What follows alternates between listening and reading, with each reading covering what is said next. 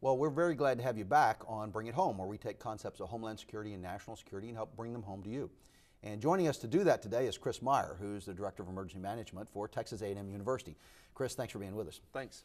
Now, I haven't exactly explained your title because you're not really a Director just of Emergency Management. It's really a much longer and broader title. What specifically is that? I'm the Assistant Vice President for Safety and Security. Safety and Security. So it's broader than just responding to emergencies. You're responsible for safety issues across the campus? That's correct. I am responsible for environmental health and safety, one department that reports to me, and University Police and Security. So that's going to be, for example, weather. That's correct. Falls within your heading. We've had police and fire and emergency response on campus for many years. But it's only in the last 10 or 15 years that we begin to talk about emergency managers on campuses, even though they're small cities. Our city's got 60,000 people almost. How long have we had an emergency manager, and how has that idea, that title, your role, changed sort of the chemistry, the dynamics here at A&M? Well, the emergency manager for Texas A&M University was my predecessor.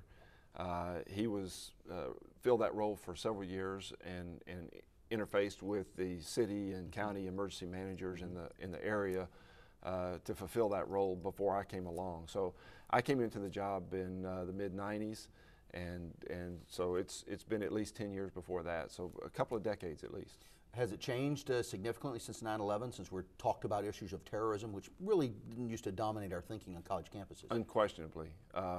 We're more concerned about disasters of all types, but terrorism is a whole new frontier.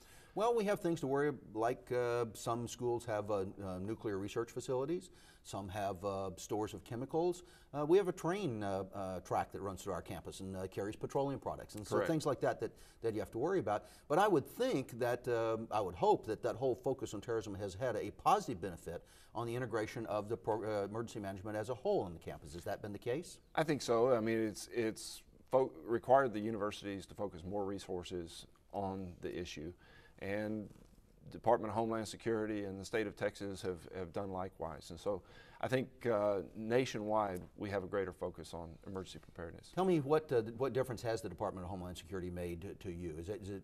Does it matter to you on a daily basis? Is this something you encounter on a daily basis? Well, I think it does, and the main way is infusion of an operating system that we all conform to, so that our emergency management works well with emergency management from our cities and our counties and our state. The institution of the National Incident Management System. That's correct. So maybe 10 years ago, every college worked differently with its fire department. They had different communication systems. They had different terminology. Now there's really a requirement at the federal level. If you want federal money to assist you, you got to have a single organized program. That's correct. And the other thing that DHS has done is they've infused money into local emergency response agencies, and that benefits us. Although we're not as much of a direct recipient as the city and the county are, indirectly we benefit from it because of all the tools and the training that they receive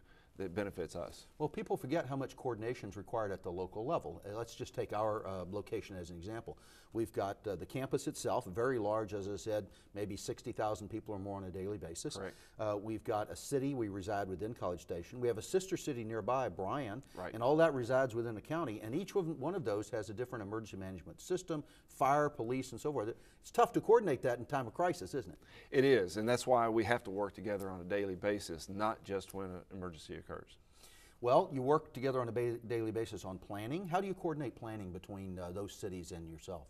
Well, I have two staff that are dedicated to emergency planning for the university, but they are actually housed together with the emergency management coordinators for the cities and the county, and so they all work together as a team. So they're not necessarily located here on campus. They're housed with the cities and counties that would have to help you in an emergency. That's correct. We have a very fine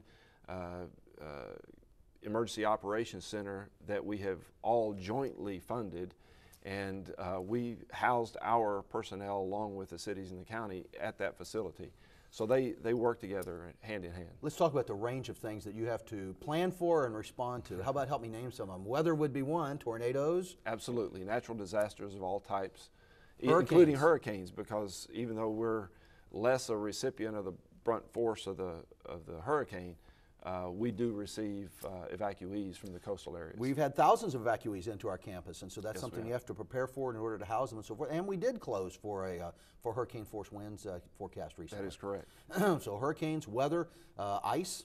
What other kinds of things respond now? The one that's been in a lot of papers and parents are concerned about is the issue of shooters on campus. Right. What have you done to prepare for that? Well, we had a large emergency drill recently. I think that all college campuses were somewhat prepared for it, but after recent national incidents that are tragedies, we all worked very hard to improve our preparedness and our capabilities, including our communication capabilities with our students and faculty and staff. There, of course, has been a lot of attention to the shooters on campus, but the truth is that probably the safest place for a college campus is about as safe as you can get. That's correct. Much safer than a city this size. 60,000 people, you're getting a lot more crime and violence than you are 60,000 people on college campus, aren't you? I truly believe that. I believe that workplace violence has happened in the cities for a long time. We were immune to it for a long time. It's finally creeped over onto college campuses, but that doesn't mean that college campuses are not safe. We have large staffs, large police forces, large security forces that work very hard to make sure that they are as safe as they can be. Yeah, I feel a lot safer here with my family than I do in any major city. Talk to us for just a minute about the business of communication, because this has changed dramatically. And you have got students now, every student has a cell phone, they're all connected to their parents, they're using Twitter, they're using it on Facebook. How do you communicate something to them that they don't already know, even if they know it in a bad form? Well, the truth is we're trying to catch up. And we're working very hard at doing it, but it's a very different case when you're trying to communicate one message to 38 or 40,000 cell phones compared to one-to-one. And so we're adding, we have added text messaging, email services. We have radios distributed across campus that are similar to weather radios we can instantly communicate with. We have crawlers on TV like the emergency alert system. Email messages. Exactly. Let me, I guess the important point there is if somebody sends an email and it's wrong about a crisis, nobody remembers that. But if you guys get it wrong, everybody remembers that. So how do you control to make sure what you're sending out is in fact correct? Well, that's a tough situation because we want to get the message approved by the highest level that we can, but sometimes the urgency of the situation doesn't allow us the luxury of working those approval cycles. And so we have a sliding scale, and if it's very important to get the message out in minutes, police department can do that. If we have a little more time, we want to go all the way as high as the Office of the President to get approval on a message. Chris, final question, got about 30 seconds left. Every parent wants to know, is the college campus safe for me to send my children? You've got children, you've got a family. You have any question, any hesitation about safety on this campus? No, I don't.